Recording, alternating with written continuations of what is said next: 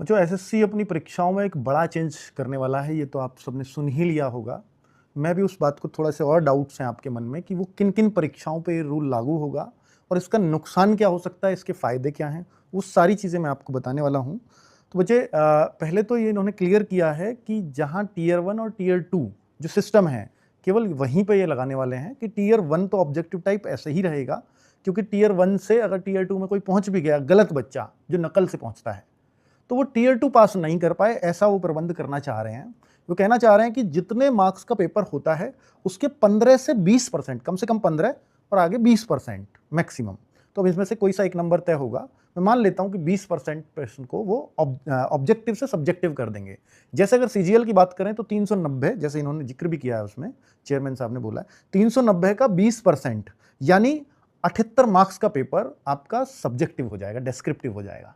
CHSL में वहीं 360 का पेपर होता है पूरा, तो उसका अगर मैं 20% लगाऊंगा तो 72 मार्क्स का पेपर आपका जो है सब्जेक्टिव होगा, बाकी ऑब्जेक्टिव ही रहेगा, जैसा होता हुआ आया है। तो इससे क्या है कि ये कट ऑफ इतने करीब चली जाती हैं, तो जाहिर सी बात है कि ये बहुत इंपैक्ट डालेगा और इसको जो अच्छा नहीं कर पाएगा उसका सिलेक्शन नहीं होना है। पर क्या सिलेक्शन पोस्ट जैसा जहां एक ही पेपर होता है, तो वहां तो फिर ये रूल ही लागू नहीं होगा। एसएससी जीडी जहां एक ही पेपर होता है, वहां तो ये रूल ही लागू नहीं होगा।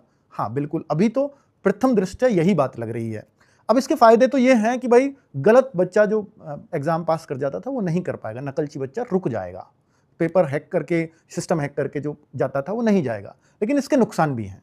नुकसान ये है कि जो अब चूंकि कॉपी मैनुअली चेक करनी पड़ेगी, तो अब रिजल्ट बहुत ज्यादा दिनों में आया करेगा, जो अभी समय कम लगता था, भर्ती होने में ज्यादा समय लगेगा। दूसरा कि एक ही एग्जामिनर हो और डेस्क्रिप्टिव टाइप, देखिए ऑब्जेक्टिव में तो 1 नंबर का क्वेश्चन है तो 1 मिलेगा या 0 मिलेगा, 3 नंबर का क्वेश्चन है 3 मिलेगा या 0 मिलेगा, और नेगेटिव मार्किंग है तो उसको कट जाएगा। लेकिन यहां पर ऐसा नहीं होगा, एक ही एग्जामिनर को आप एक ही सब्जेक्ट की कॉपी दो, एक ही प्रश्न दो, हो सकता है आज वो उस पर कुछ मार्क्स दे, कल वही एग्जामिनर उस पर कुछ मार्क्स दे सेम क्वेश्चन पे।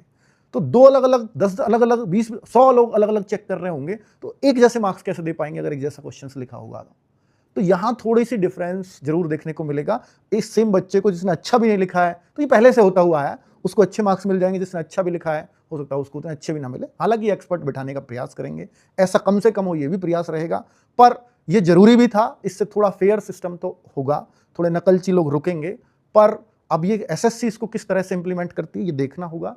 अभी कुछ डिपार्टमेंटल एग्जाम पे ये प्रयोग कर रहे हैं, आगे इन पर भी होगा शायद, इसलिए सीएचएसएल का नोटिफिकेशन भी लेट हो रहा है, सीजीएल के प्रीलिम्स की डेट नहीं आ रही है, ये सब कारण हो सकते हैं।